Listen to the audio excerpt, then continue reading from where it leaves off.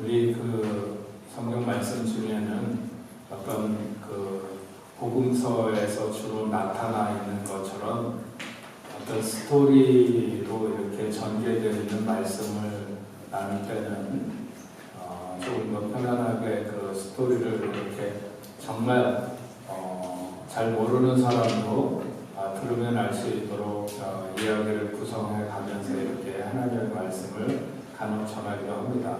근데 이제 서신서의 말씀을 전할 때는 약간 조금 다르죠. 그래서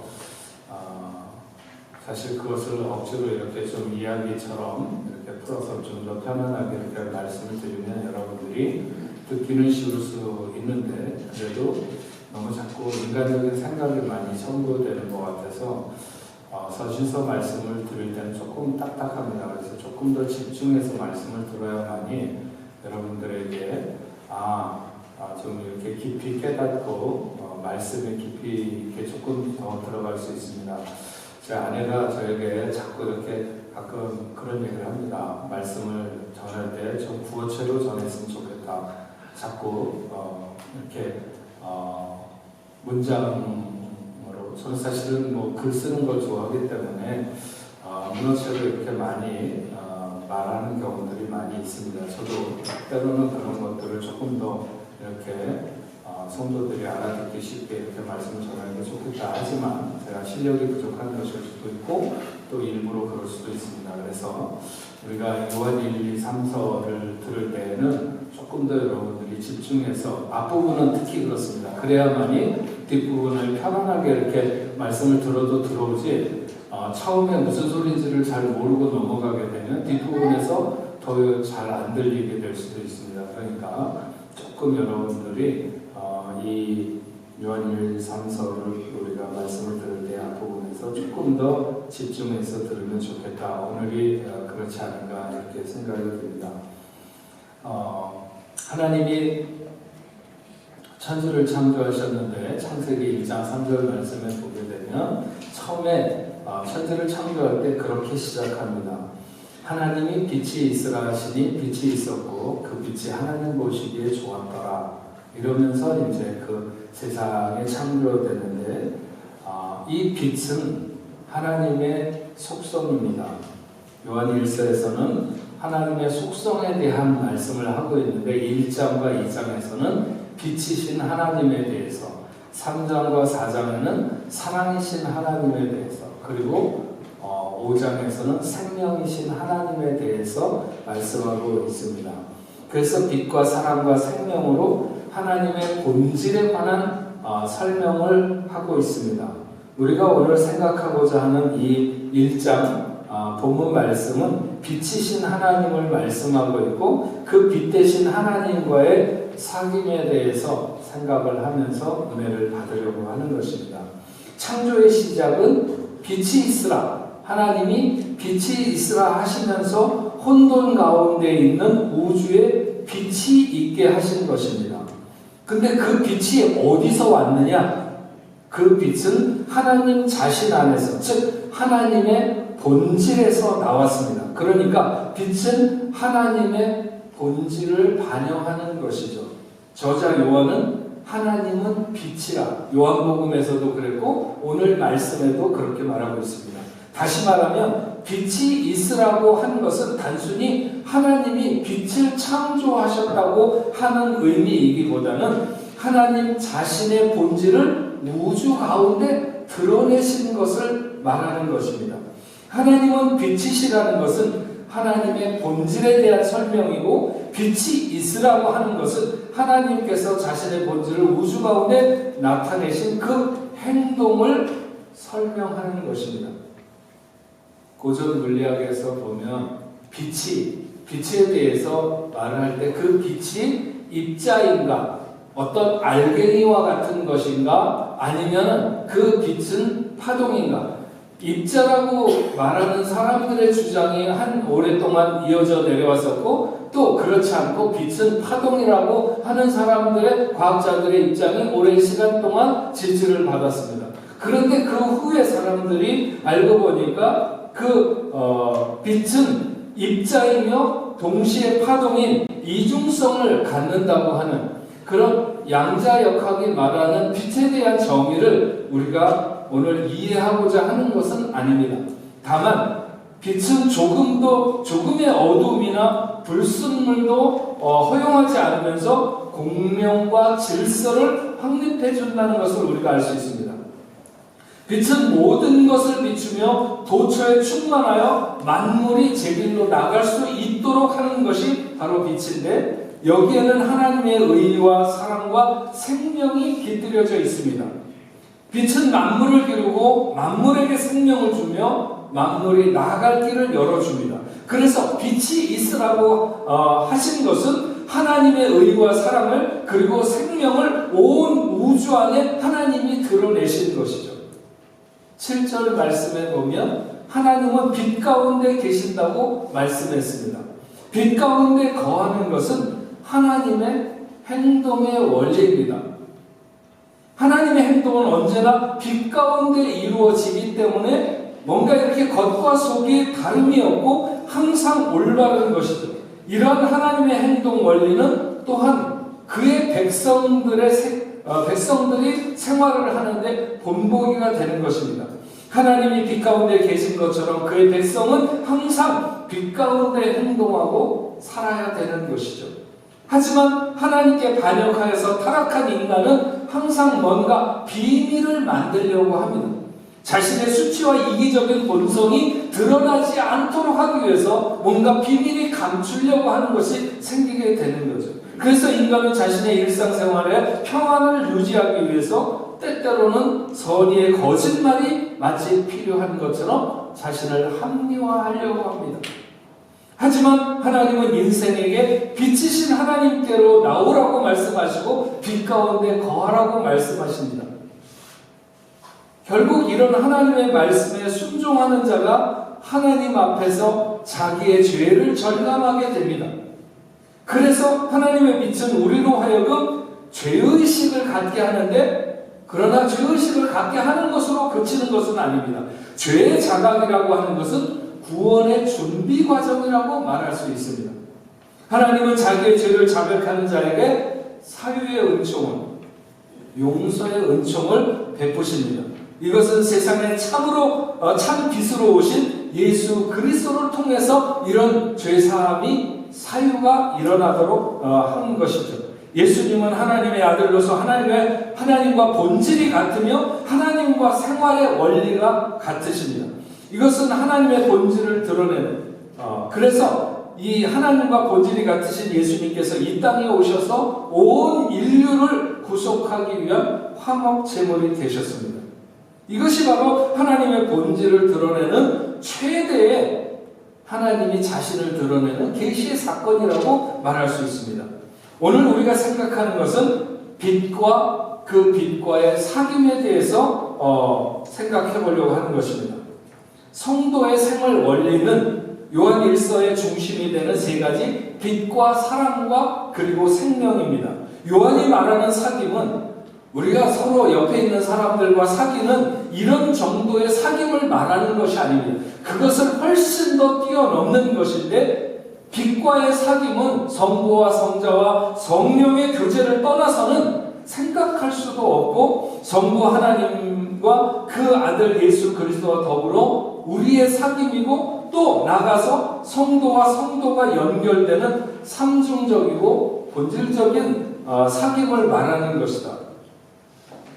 이렇게 좀 칠판을 놓고 여러분들에게 설명을 하면 좋은데, 어쨌든 간에 빛 대신 하나님과의 사귐이라고 하는 것은 하나님과 예수 그리스도 그리고 성도 간의 이런 사랑, 그것이 성령이 우리 안에 역사하셔서 성부 하나님, 성자 하나님, 성령 하나님이 우리와 함께 이렇게 우리가 그분과 사귐이 될 때 우리는 이웃과의 진정한 사귐을 가질 수 있는, 이래서 삼중적인 사귐이 된다는 거죠. 성도는 성령을 통해 예수 그리스도와 사귀게 되며, 그렇게 예수 그리스도와의 사귐은 하나님과의 사귐이 되고, 그때 비로소 우리는 참된 사귐을, 성도 간의 참된 사귐을 할 수 있게 된다는 것입니다. 성령을 통해 예수 그리스도와의 사귐이 지속될 수 있는 수단을 가리켜서 우리는 믿음이라고 말합니다. 성도는 그리스도를 믿음으로 그분과의 지속적인 사귐을 이어갈 수 있고, 이 사귐을 통해서 성도는 생명을 얻게 됩니다.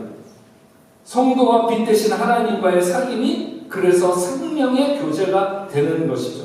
또한 성도는 그리스도를 믿음으로 다른 사람들과 다른 성도와 참된 사귐을 할 수 있습니다. 그러니까 그리스도를 떠난 사람이 다른 사람과 생명의 교제를 나눈다? 그것은 있을 수가 없습니다. 그리고 믿음을 통해 생명을 얻게 되고 이 생명이 다른 사람들에게 흘러가는 것을 우리는 사랑이라고 말합니다. 하나님이 본질상 빛이고 사랑이고 생명이라고 하는 것이 긴밀하게 연결되어 있는 것이죠. 그러니까 하나님의 본질이 흘러들지 않는 사람이 누구와 진정한 사귐을 갖는다는 것은 이론상 맞지 않는다는 거예요. 그러니까 우리가 하나님과 빛과 더불어 깊은 사귐이 없으면서 내가 누군가를 생명적으로 사랑한다, 그런 사귐을 갖는다, 이런 것은 말이 안 맞는다는 거예요. 본문 5절 말씀에 보면 하나님의 본질적 품성에 대해서 이렇게 말합니다. 하나님은 빛이시며 어둠이 전혀 없으신 분이시다. 이것은 그의 자녀들이 된 우리들의 생활 속에서 우리가 빛 가운데 행해야 될 것을 권고하는 말씀이기도 하죠. 어두운 가운데 행하면서 하나님과 연합되어 있다고 주장을 하거나 죄 가운데 있으면서 하나님에 대해서 내가 진실하다 이렇게 주장하는 것은, 이것은 이단들이나 하는 이야기라고 하는 것입니다. 빛은 조금도 어둠을 허락하지 않는 것처럼 하나님의 거룩성과 완전성은 인간의 죄를 용납하실 수가 없습니다. 그러면 우리가 어떻게 해야 빛 가운데 행할 수 있는가? 가장 중요한 방법은 죄를 거부하는 것입니다. 죄가 인생을 유혹하거나 죄가 우리에게 부딪혀 올 때 사람들은 두 가지 중에 한 가지를 택하게 됩니다. 하나는 죄가 인생에 이렇게 유혹해 올 때 어쩔 수 없다고 생각하면서 죄의 방치를 거부하지 않고 그냥 방치해 두는 거죠. 누구나 다 죄 가운데 살 수밖에 없어. 그러면서 그냥 죄가 나를 점령하거나 나를 오염시키거나 그러도록 그냥 내버려 두면서 가는 것입니다. 방치하면서 가는 거죠. 그런가 하면 어떤 사람들은 죄를 극복 가능의 대상으로 깨달아서 그것과 더불어 항거하는 것입니다. 요한의 이야기는 바로 후자를 강조하는 것이죠. 죄의 결과를 약소화시키거나 죄의 존재를 부정하는 것은 초대교회에서부터 있었던 영지주의, 그 이단들이 갖는 생각입니다.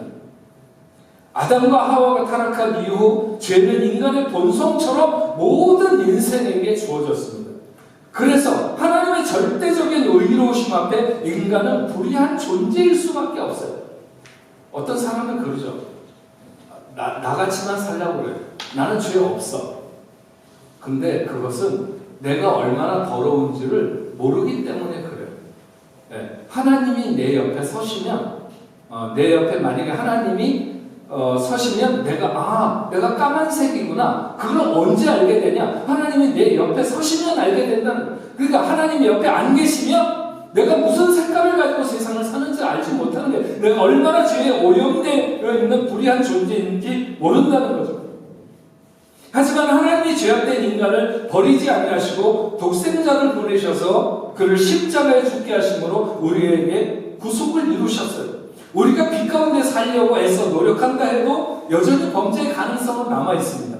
그러나 하나님의 아들 예수 그리스도께서 우리와 하나님 사이를 중재하시고 친히 대속의 제물이 되셔서 죄사함과 새 삶의 가능성을 우리에게 열어놓으신 것이죠. 이 시대를 살아가는 많은 사람들은 죄의 심각성을 삭감하려고 합니다. 그래서 이것은 죄가 아니야. 이것은 죄가 아니야. 엄연히 하나님이 죄라고 말하는 것조차도 이거는 죄가 아니라고, 이것은 죄가 아니라고, 이것은 죄가 아니라고 많은 곳에다가 딱지를 붙입니다. 자기가 하는 행동, 자기가 가진 모습, 이건 죄가 아니야. 그러나 많은 사람들이 그런 모습을 갖는다고 죄가 아닌 것이 되나요? 그렇지 않죠. 인생의 죄의 문제를 스스로 자신의 힘으로 해결하려고 하는 현상은 많이 있지만 그러나 결국 그것은 무의로 돌아갈 수밖에 없습니다. 죄는 인간 스스로 벗을 수 있는 굴레가 아니기 때문입니다. 하지만 우리가 믿음으로 하나님께 나아가 자기의 죄를 고백하면 죄의 결과를 피할 수 있습니다. 하나님의 아들 예수 그리스도를 통해서 용서받을 수 있는 것은 하나님이 열어놓으신 길이죠. 예수를 믿는 자는 계속해서 빛 가운데 살아갈 수 있도록 이렇게 해놨습니다. 영국의 버나드라고 하는 시인이 그렇게 말했어요. 빛 속을 걸어라. 비록 가시밭길이라 해도 그대의 길을 밝히 볼 것이다. 하나님은 은혜로 그대 안에 거하시고 하나님 스스로가 빛이 되시기 때문입니다. 여러분 시편 27편 1절에 여호와는 나의 빛이라고 시편 기자는 고백했고 요한복음 8장 12절에 예수님은 나는 세상의 빛이라고 스스로 선언하셨습니다. 우리는 그 빛과 사귐을 가져야 되고 그 빛 가운데 거해야 합니다. 하나님의 빛 되심을 몇 가지로 정리해보면 가장 먼저 우리는 하나님의 빛은 생명의 빛이라는 것을 알 수 있습니다. 오직 빛의 광채만이 어둠을 물리치고 밝힐 수 있습니다. 우리의 마음의 어둠을 몰아낼 수 있는 것은 오직 하나님의 광명한 빛밖에 없습니다. 그 하나님의 빛이 우리의 마음에 가득할 때 우리는 비로소 참된 기쁨이 차오르게 되고 참된 자유가 무엇인지를 알게 되고 참된 생명을 얻게 되는 것이죠. 또한 하나님의 빛은 거룩과 성결을 드러냅니다. 예수님이 변화산에서 변화하셨을 때 희게 빛났고 요한이 환상 중에 예수님의 모습을 보았을 때 그 모습이 눈과 같이 희었다고 했습니다. 하나님의 빛은 성결과 거룩을 의미합니다. 또한 하나님의 빛은 하나님 자신의 나타남을 의미합니다. 자신을 보이시는 거죠. 빛이 나타나는 것은 어둠이 물러가는 것을 말합니다. 또 하나님의 빛은 하나님의 인도를 의미하기도 합니다. 빛의 중요한 기능이 있다면 길을 비추는 것이고 행인을 인도하는 것입니다. 그래서 멀리에서 반짝거리는 빛은 어두운 길을 가는 우리의 목표가 늘 되는 것이죠. 시편 119편 105절 주의 말씀은 내 발의 등이요 내 길의 빛이니라 말씀했습니다. 하나님의 빛은 우리를 바르게 할 수 있도록 인도해 줍니다. 또한 하나님의 빛은 말씀의 빛을 말하기도 하죠. 성경은 하나님의 말씀입니다. 그 말씀에는 빛이 있습니다. 하나님의 광채가 있는 것이죠. 그 빛은 구원의 빛이며 영생의 빛입니다. 영광의 빛으로 암흑 속에 빛나는 광채입니다. 그래서 그 빛이 비칠 때 병든 자에게는 치유의 빛이 될 것이며 낙심한 자에게는 소망의 빛이 되고 실패한 자에게는 성공의 빛, 슬픈 자에게는 기쁨의 빛이 되는 것입니다. 이런 하나님의 빛과의 만남, 우리는 그 빛과의 사귐을 가져야 된다고 하는 것이죠. 바울은 다메섹 도상에서 하나님의 빛을 만났습니다. 그 빛은 너무 밝아서 그의 눈을 멀게 해버릴 정도였습니다. 그는 빛 앞에 엎드려지게 되었고 그리고 회개했고 변화되었습니다. 하나님의 빛을 받으면 사람들에게는 회개의 역사가 일어나게 됩니다. 그것은 어두운 가운데 볼 수 없었던 죄가 밝히 드러나기 때문에 그렇습니다. 하나님의 광명한 빛이 비추기까지 인생은 자신이 죄인임을 결코 깨닫지 못합니다. 그래서 나만 같이 살라고 그래. 뭐 이렇게 말하던 사람도 어느 날 주님의 밝은 빛이 비쳤을 때 세상에서 자기가 가장 더러운 것 같고 어떻게 이럴 수가 있는가? 그때서야 그 주의 빛이 비칠 때야 자기의 모습을 비로소 보게 되는 것이죠. 베드로는 빛 대신 주님 앞에 섰을 때 나를 떠나달라고 말하면서 자신은 죄인이라고 고백했습니다. 그렇다고 빛이 죄의 실체를 드러내고 어두워 보이지 않던 것들을 드러내서 인생을 더 절망하게 하거나 인생을 더 의기소침하게 만들려는 것은 아닙니다. 빛이 비추어서 죄와 어둠의 문제가 드러나게 될 때 우리로 하여금 회개의 과정을 거치게는 하지만 그동안 누르고 있던 슬프고 절망적인 부정적이고 패배적인 생각들이 물러가게 되고 기쁘고 희망적인 밝고 건강한 변화를 맛보게 되는 것입니다. 그래서 우리는 하나님의 빛 가운데 있어야 돼요. 하나님의 빛은 우리를 살리는 생명의 빛인 것입니다. 우리는 이 빛과의 사귐이 중요하고 빛 가운데 거해야 하는 것이죠. 옛날에 미국 남북 전쟁이 있을 때 한 장수가 미국 서부 해안 도시를 방문하게 되었습니다. 그의 친구들은 그를 환영하기 위해서 파티를 준비하면서 유명 인사들을 대거 초청을 해가지고 정말 깜짝 놀랄 만한 파티를 이렇게 해줄 요량으로 준비를 했습니다. 파티가 얼마 남지 않은 시간에 친구들은 그 장소를 찾아가서 자신들의 계획을 알려주면서 그 시간을 좀 비워두면 좋겠다 이렇게 얘기를 했습니다. 그랬더니 그 장수가 진지한 표정으로 말하기를 참 고맙기는 한데 그 수요일은 나에게 중요한 약속이 있으니까 다음 날이라든지 아니면 다른 날로 날짜를 바꿔주면 좋겠다고 이렇게 했습니다. 친구들은 깜짝 놀라면서 이미 모든 명사에게 다 초청장을 발송했고 대통령께서도 그 날짜에 맞춰 당신에게 축전을 보내왔다고 하면서 무슨 약속인지는 모르겠지만 당신이 날짜를 좀 바꾸면 안 되겠느냐고 이렇게 말했습니다. 그때 그 장수가 그렇게 말하죠. 여러분이 알고 있다시피 나는 그리스도인이요. 나를 구원해 주신 그분께 나는 굳게 약속을 했어. 무슨 일이 있어도 주일 예배와 수요일 기도에는 반드시 참석해서 주님과 더불어 교제하는 시간을 갖겠다고 말해요. 그러니 미안하지만 난 주님과의 약속을 깰 수 없으니 다른 날로 연기해 주시오. 결국 그 초청 파티는 다음 날로 연기되었고 이런 사실이 미국의 역사에 기록되었다고 하는 것입니다.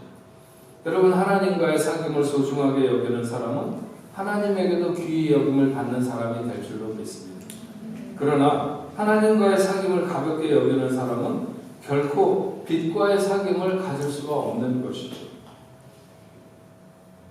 언젠가 저희 교회에 오셨던 그 목사님이 한번 그런 얘기를 한 적이 있습니다. 자기 교회 어느 날 갑자기 기도하다가 생각이 나서 전도사님한테 얘기를 했다고요.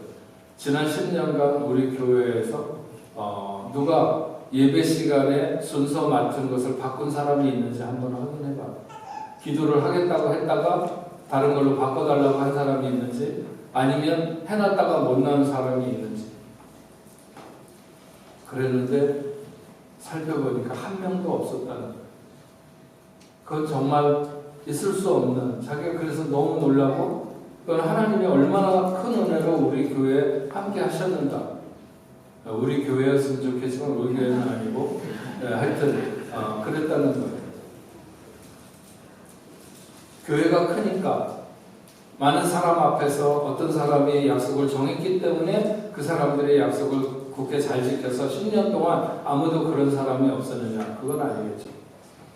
저는 우리 교회 젊은 청년들이 많이 있는데 어려서부터 하나님과의 사귐을 그렇게 소중하게 여기면 좋을 것 같아요. 6절과 7절 말씀을 보면 이렇게 말씀합니다. 만일 우리가 하나님과 사귐이 있다 하고 어둠에 행하면 거짓말을 하고 진리를 행하지 아니함이거든요. 그가 빛 가운데 계신 것 같이 우리도 빛 가운데 행하면 우리가 서로 사귐이 있고 그 아들 예수의 피가 우리를 모든 죄에서 깨끗하게 하실 것입니다.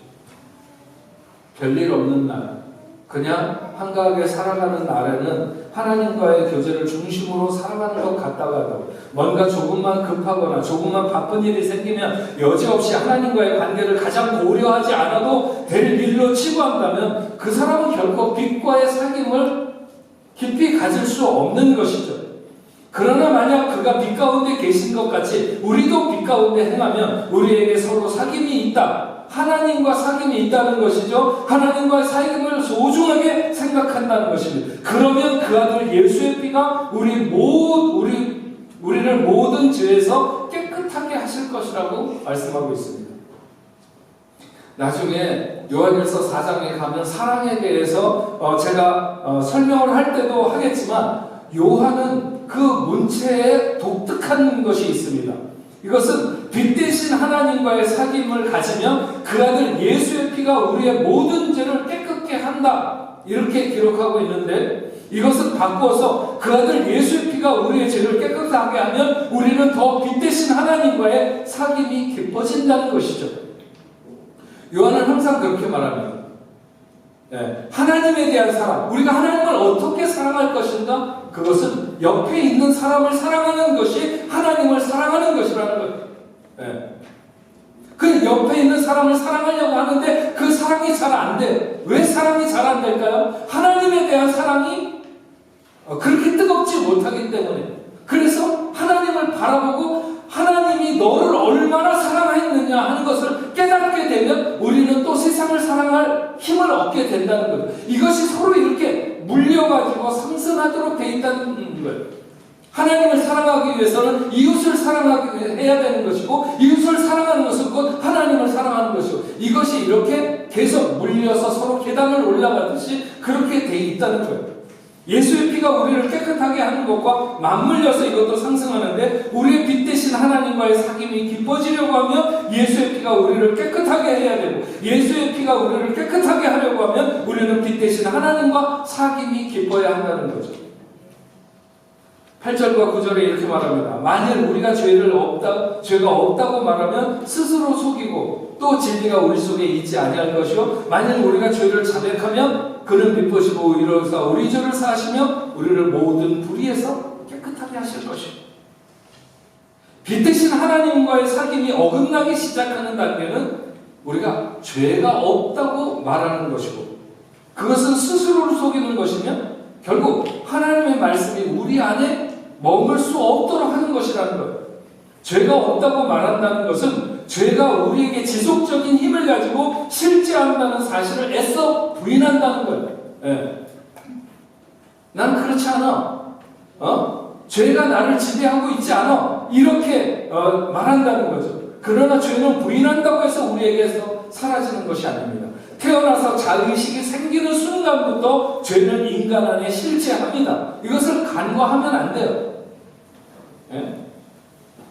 애들이 뭣도 모를 때 정말 깐난쟁이로 발버둥 칠 때는 제가 그들의 언어를 잘 모르니까 정말 죄를 짓는지 안 짓는지 모르겠지만, 조금만 의식이 돌아오게 되면, 의식이 생기기 시작하면 어떻게 엄마 모르게 나쁜 짓을 할까 그러는 거죠. 그것이 비록 크지 않아도 죄의 모양은 너무나도 분명하게 가지고 있는 것을 알 수 있습니다. 죄는 우리를 물리적으로 낭떠러지에 밀어서 떨어뜨리는 것은 아니지만 수많은 충동을 일으키며 우리를 지배하는 힘입니다. 그래서 죄를 무시하면, 죄가 없다고 생각하거나 무시하면 우리는 집니다. 죄는 알고 이겨야 되는 거죠. 어떻게 해야 죄의 굴레를 벗을 수 있는가? 오늘 말씀을 보면 자백하면, 하나님께 자백하면 그는 미쁘시고 의로우사 우리 죄를 사하시고 모든 불의에서 우리를 깨끗게 하실 것이라고 했습니다. 그러니까 빛 대신 하나님과의 사귐을 위한 첫걸음은 우리의 죄를 자백하는 데 있습니다. 제자 훈련을 하면서 이 배우는 말씀 중에 하나가 뭐냐면, 죄에 대한 고백은 은혜 받은 사람의 특권이라는 거예요. 죄에 대한 고백은 은혜 받은 사람의 특권이며 마치 환자가 의사를 만나서 그 병증을 이야기하는 것과 같다는 것이죠. 그 죄의 고백이 죄에 대한 비참함을 상기시키고 무거운 죄의식을 더 갖게 하는 것이 아닙니다. 좋은 처방을 위해서 환자의 고백을 듣는 의사처럼 하나님은 우리의 고백을 통해서 우리를 고치시고 살리신다는 거죠. 저도 한때는 굉장히 이렇게 같은 죄를 반복하는 것, 같은 죄를 이렇게 고백하는 것에 대해서 마음이 굉장히 힘겨울 때가 있었어요. 이거 지난주일에도 내가 이러지 않겠다고 했는데 또 그렇게 했고, 또 어제 아침에도 그랬는데 오늘 아침에도 또 그러고 내일 아침에도 또 그럴 거고, 하여튼 그게 반복되는 거 있잖아요. 근데 요즘은 제가 하나님 앞에 이렇게 기도할 때, 하나님, 제가 이렇게 모자랄까요?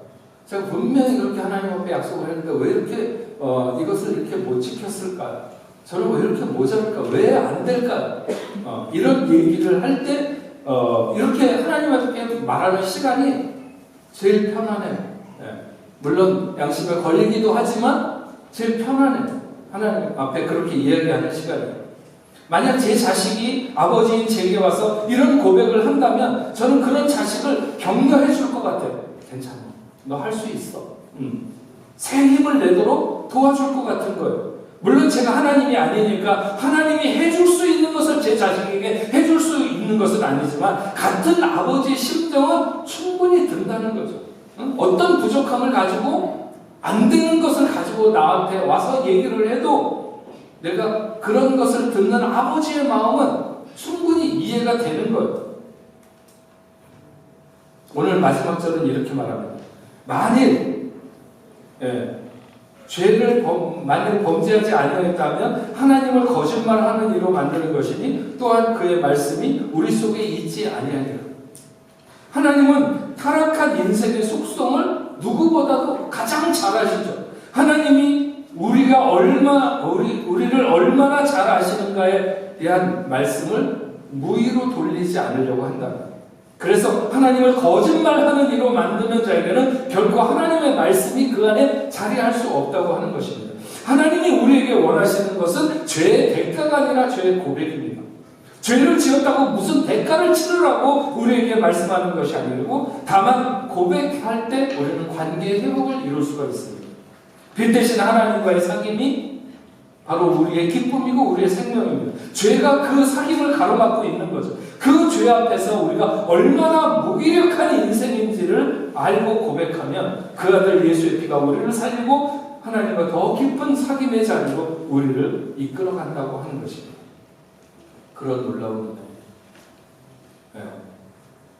하나님 앞에서 우리의 죄를 고백함으로 말하면 예수의 피가 우리를 살리고 하나님과 더 깊은 사귐이 있는 그런 세계로 나아가는 우리 복내포 성도들 다 되시기를 주의 이름으로 축원합니다. 우리 온 마음 다해 주 알기 원하네. 주님과 함께하는 이 고요한 시간, 주님의 보좌 앞에 내 마음을 쏟네. 모든 것 아시는 주님께 감출 것 없네. 내 마음과 정성 다해 주 바라나이다. 우리 같이 찬양하면서 다시 한번 결단하는 시간 가지면 좋겠습니다. 주님과 함께하는 주님과 함께하는 이 고요한 시간 주님의 보좌 앞에 내 마음을 쏟네. 모든 것 아시는 주님께 감출 것 없네. 내 마음과 정성 다해 주 바라나이다. 온 마음 다해 사랑합니다.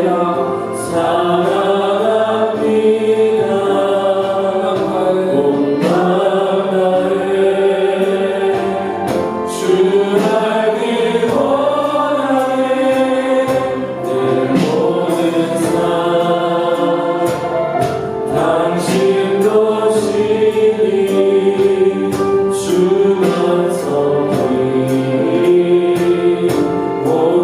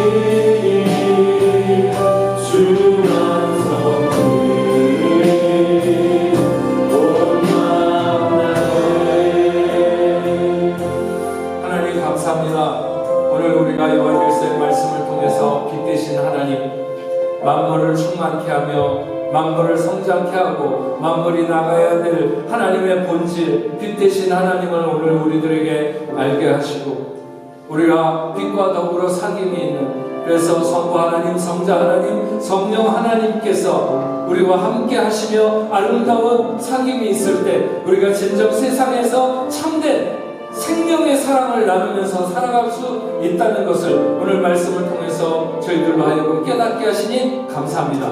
그러나 죄가 우리를 가로막고 있습니다. 하나님과의 사귐을 방해합니다. 우리가 우리의 죄를 고백하면 그는 미쁘시고 의로우사 우리의 모든 죄를 사하신다고 말씀했습니다. 우리 예수의 피가 우리에게 흘러서 우리의 모든 죄를 맑게 씻기시며 빛과의 사귐을 더욱 깊게 할 수 있는 저희들 다 될 수 있도록 주여 도와주시옵소서. 그래서 아버지 하나님, 우리가 하나님과의 사귐이 깊을 뿐만 아니라 이웃들과의 사귐도 깊어질 수 있게 하시고 참된 사랑을 나누는 저희들이 될 수 있도록 주님 인도하여 주시옵소서.